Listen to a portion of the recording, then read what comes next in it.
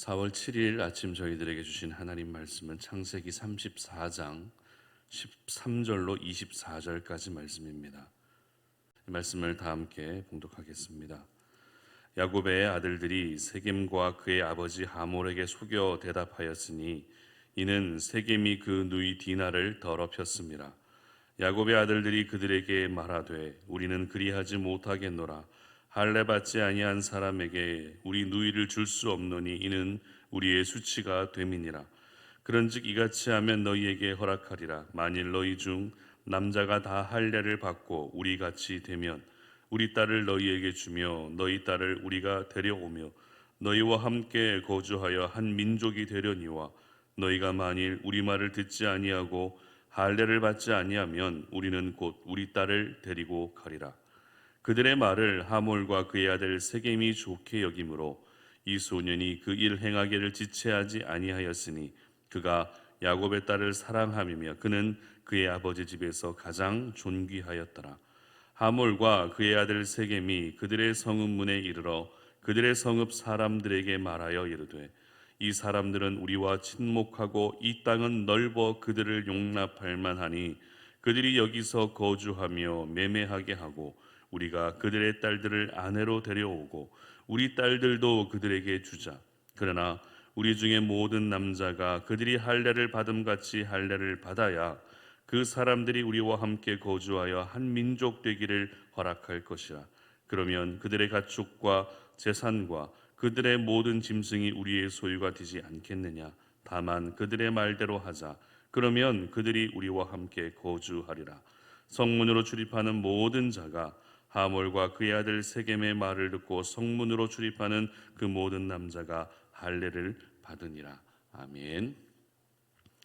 감정이 아닌 믿음으로 받아들이라 라는 제목으로 오늘 아침 말씀 전합니다. 최근에 코로나 확진되시는 분들이 굉장히 많으시죠. 대한민국 5명 중에 1명은 지금 확진이 되었다라고 그런 보도도 있었습니다. 여러분, 이러한 뉴스 기사를 보면서 그리고 하루에도 수십만 명 쏟아져 나오는 확진자들을 보면서 여러분 어떤 생각을 주로 하십니까? 나도 언젠가는 확진이 되겠구나라는 그런 우려를 하게 되죠. 하지만 또 한편으로는 나는 확진되지 않았으면 좋겠다라는 그런 작은 바람을 갖게 되는 것 같습니다. 하지만 바이러스는 결코 사람을 가려가면서 감염시키지 않죠. 그렇기 때문에 나도 역시 얼마든지 감염될 수 있다는 것입니다.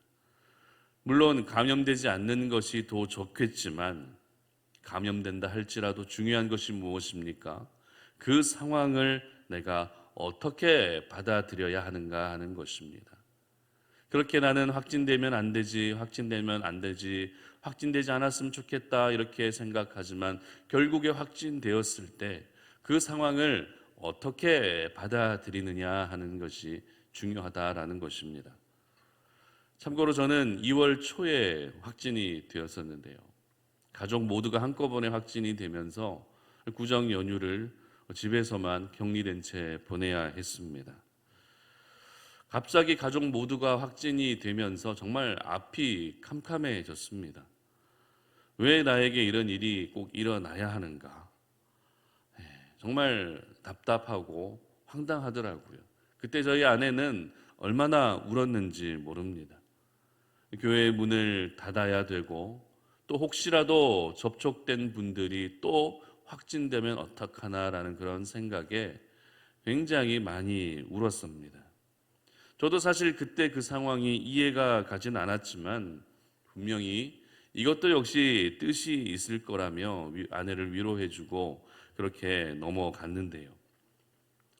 이렇게 열흘 동안 격리하고 나서 격리가 해제가 되었습니다. 그런데 놀라운 것은 그때부터 확진자가 폭증하는 것입니다. 그때 저희들은 정확하게 알게 되었습니다. 우리 가족 모두가 한꺼번에 확진이 되었는지, 왜 하나님께서는 우리 가족 모두를 한꺼번에 확진시킬 수밖에 없었는지 그때 조금은 알 수 있었습니다. 그래서 지금은 확진된 성도님들의 가정이 생기면 어떻게 해야 되는지 저희들의 경험담을 알려드리고 어떻게 대처해야 되는지 조금은 이야기해 드릴 수 있게 되었습니다. 그리고 격리 중에 있을 때 필요한 물품이나 아니면 입맛을 돋구는 음식을 사서 성도님들의 집 문 앞에 두고 그 문에 손을 얹고 기도해 드리며 이런 대문 앞 신방도 하게 되었습니다. 그리고 가족이 모두 격리가 되면 처방받은 약을 가지고 올 수가 없기 때문에 대신 약을 받아서 성도님들에게 가져다 주는 일도 지금 하고 있습니다.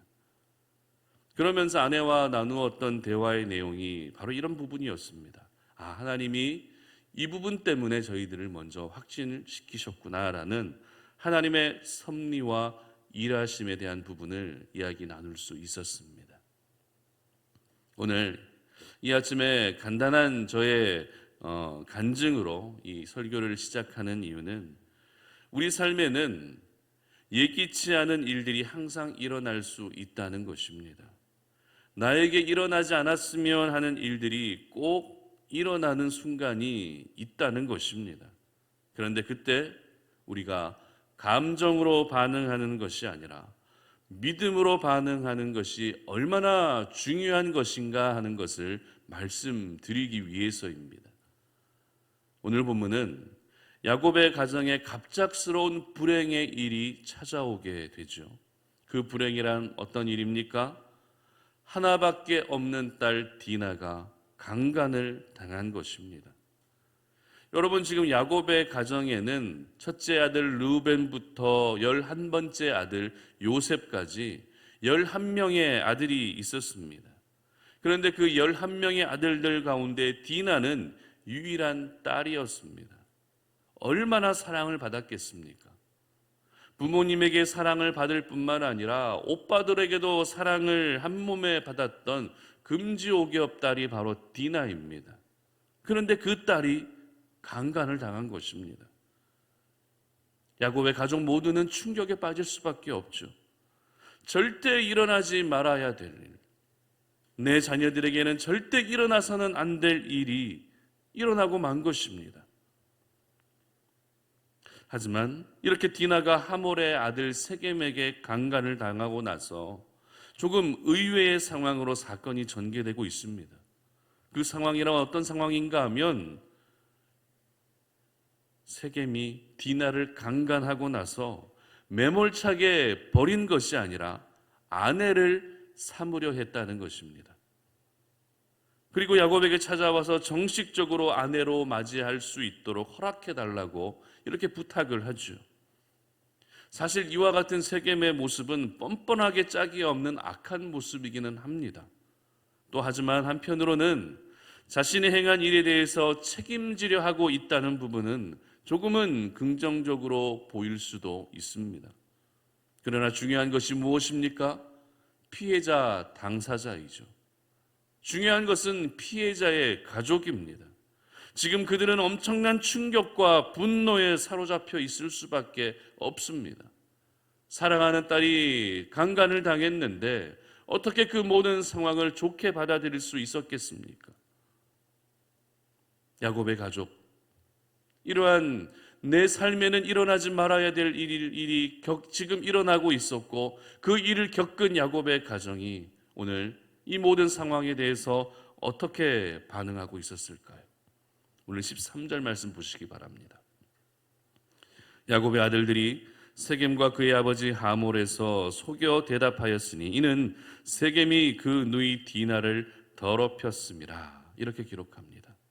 어떻게 반응하고 있죠? 속여 대답했다는 것입니다. 그러면 속여 대답했다는 것은 무엇을 속여 대답했다는 것이겠습니까? 15절 보시기 바랍니다. 그런즉 이같이 하면 너희에게 허락하리라. 만일 너희 중 남자가 다 할례를 받고 우리같이 되면, 이렇게 기록합니다. 무슨 말입니까? 남자들이 모두 할례를 받는다면 디나를 아내로 주겠다는 것입니다. 그러나 이것은 조금 전에 우리가 읽었던 것처럼 하몰과 세겜을 속이는 말이었다는 것입니다. 진심의 말이 아니라 하몰과 세겜을 속이는 말이었습니다. 그러면 왜 속이는 대답을 해야만 했을까요? 왜 진심의 말을 전한 것이 아니라 속여 대답을 했던 것일까요? 내일 살펴볼 본문이지만 할례를 받은 후에 회복 기간 동안 몸을 움직이지 못하고 있을 때 성읍에 있는 모든 남자들을 진멸시키기 위해서였습니다. 물론 사랑하는 동생이 어처구니 없는 일을 당했기 때문에 오빠들의 마음은 분노가 끓어오를 수밖에 없습니다. 하지만 조금 더 깊이 생각해보고 한 번만 더 생각해 봤더라면 하는 아쉬움이 남는 일이 일어나고 만 것입니다. 특별히 그 중에서 오빠 시므온과 레위의 감정이 폭발합니다. 그리고 그 분노의 감정은 결국 살육을 행하는 도구가 되어버렸던 것입니다. 여러분, 야곱의 가정이 어떤 가정입니까? 하나님의 나라를 만들어가는 하나님 나라의 가정입니다. 하나님께서 특별히 선택하신 가정입니다. 언약의 가정입니다.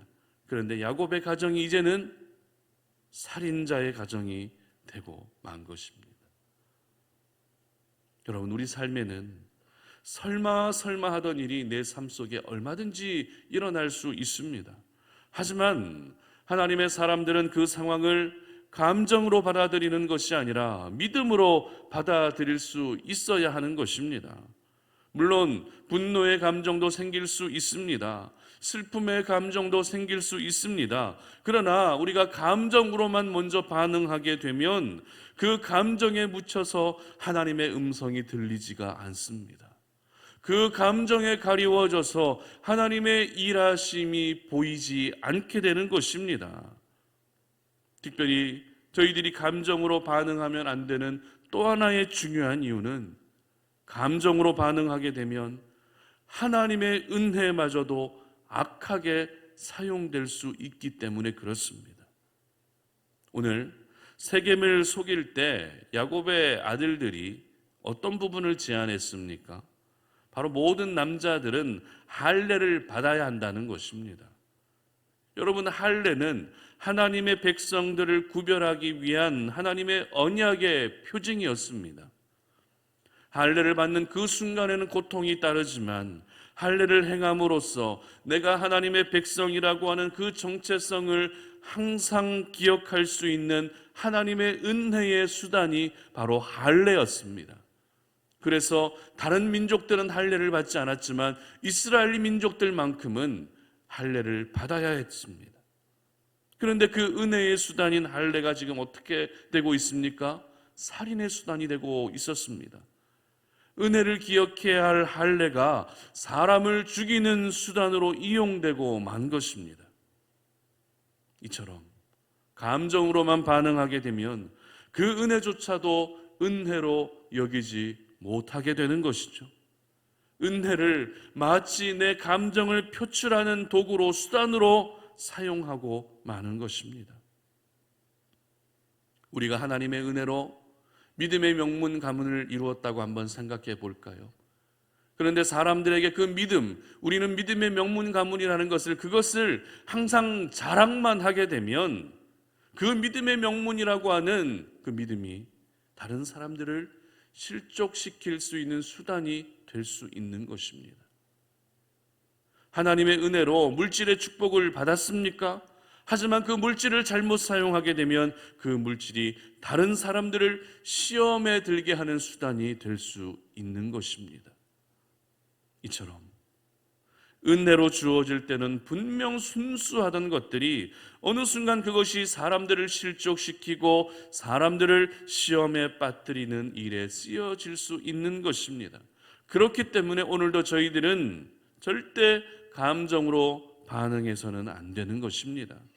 비록 가슴 아픈 일이 내 삶 가운데 일어나고 속이 쓰린 일이 내 삶 가운데 일어나고 전혀 예상하지 못했던 설마 하던 일이 내 삶 가운데 일어난다 할지라도 그것을 감정으로 반응하는 것이 아니라 믿음으로 반응할 수 있어야 하는 것입니다. 여러분, 그렇다면 믿음으로 반응하는 것이란 무엇일까요? 믿음으로 반응하는 것. 사실 야곱이 이 부분에서 가족들을 잘 이끌었다면 시므온과 레위가 살인자가 되는 일은 없었을 것입니다. 무슨 말입니까? 야곱은 오늘 디나가 강간당하는 사건 속에서 가장 먼저 자신의 지난 날들을 돌아봐야 했습니다. 하나님의 은혜로 형 에서와 화해했지만 하나님이 명령하신 곳으로 즉시 나아가지 않고 자신을 위해 집을 짓고 가축을 위해 우리간을 지은 그 숲곳에서의 오랜 시간의 삶을 야곱은 돌아봐야만 했습니다. 여러분, 믿음으로 반응하는 것이란 가장 먼저 하나님과의 관계를 점검하는 것이죠.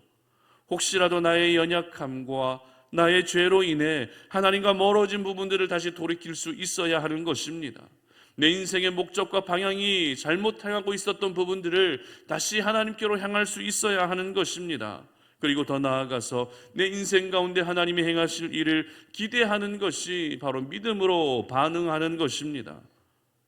감정으로 내가 반응하게 되면 지금 직면한 그 상황은 돌이킬 수 없는 더 큰 아픔과 고통으로 다가오게 되지만 우리가 믿음으로 반응하게 되면 내가 겪고 있는 그 아픔 속에서도 신실하게 일하시는 하나님의 은혜를 경험할 수 있게 되는 것입니다. 그러므로 우리 송탄 오륜의 모든 가족들은 여러분 삶 가운데 예기치 않은 상황들, 정말 설마 했던 일이 일어난다 할지라도, 그래서 나에게 큰 고통과 근심이 찾아온다 할지라도 그것을 감정으로 받아들이지 마시고 믿음으로 받아들일 수 있기를 바랍니다. 그래서 그 믿음을 통해서 일하시는 하나님의 위대한 손길을 경험하시는 우리 송탄 오륜의 모든 가족들 되시기를 주님의 이름으로 축복합니다. 함께 기도하겠습니다. 살아계신 아버지 하나님, 감사합니다. 오늘도 우리가 이 땅을 살아가면서 하나님의 말씀을 우리의 마음에 깊이 새기며 그 말씀의 인도함을 받는 삶을 살기를 원합니다. 우리가 이 땅을, 이 세상을 살아가면서 정말 좋은 일들만 늘 일어났으면 하는 그런 바람들이 있지만 그럼에도 불구하고 우리의 삶은 전혀 앞을 알 수 없는 상황이기 때문에 설마 하던 일들도 얼마든지 나에게 일어날 수 있음을 기억합니다.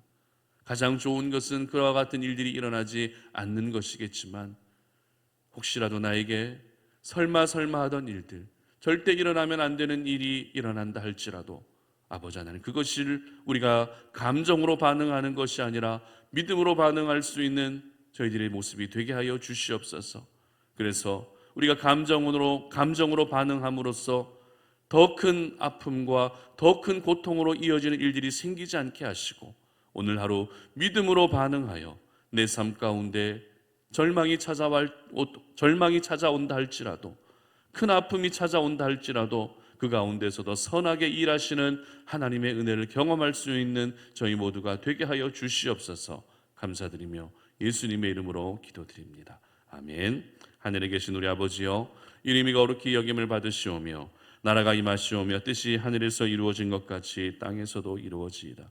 오늘 우리에게 일용할 양식을 주시옵고 우리가 우리에게 죄 지은 자를 사하여 준 것 같이 우리 죄를 사하여 주시옵고 우리를 시험에 들게 하지 마시옵고 다만 악에서 구하시옵소서. 나라와 권세와 영광이 아버지께 영원히 있사옵나이다. 아멘. 오늘 이 아침에 우리가 또 함께 기도하며 나아갔으면 좋겠는데요. 첫 번째 기도의 제목은 오늘 들었던 말씀 생각하면서 하나님, 내가 오늘을 살아가면서 감정으로 먼저 반응하지 않게 하시고 믿음으로 반응할 수 있는 그런 하루가 될 수 있게 해달라고 기도하시기 바랍니다. 두 번째 기도할 제목은 우리 송탄 오륜교회 가족들 가운데 육신의 연약함들과 또 지금 확신되어 있는 분들, 그런 분들을 위해서 좀 축복하고 중보하는 기도를 좀 올려드렸으면 좋겠습니다. 하나님, 그들의 육신의 연약함들 주님이 고쳐주시고 여호와 라파 치유하는 하나님의 은혜가 우리 모든 성도님들의 삶 가운데 임할 수 있도록 기도해 주십시오. 우리 송탄 오륜교회를 위해 기도해 주실 때 이 지역사회 안에서 선한 영향력을 끼치고 하나님의 나라를 확장시켜 나아가는 일에 쓰임받는 교회 될 수 있도록 우리 송탄 오륜교회를 통해 하나님의 놀라운 은혜와 역사들이 나타날 수 있도록 기도해 주시기 바랍니다. 이 시간에 다 함께 주여 한번 외치고 기도하며 나아갑니다. 주여.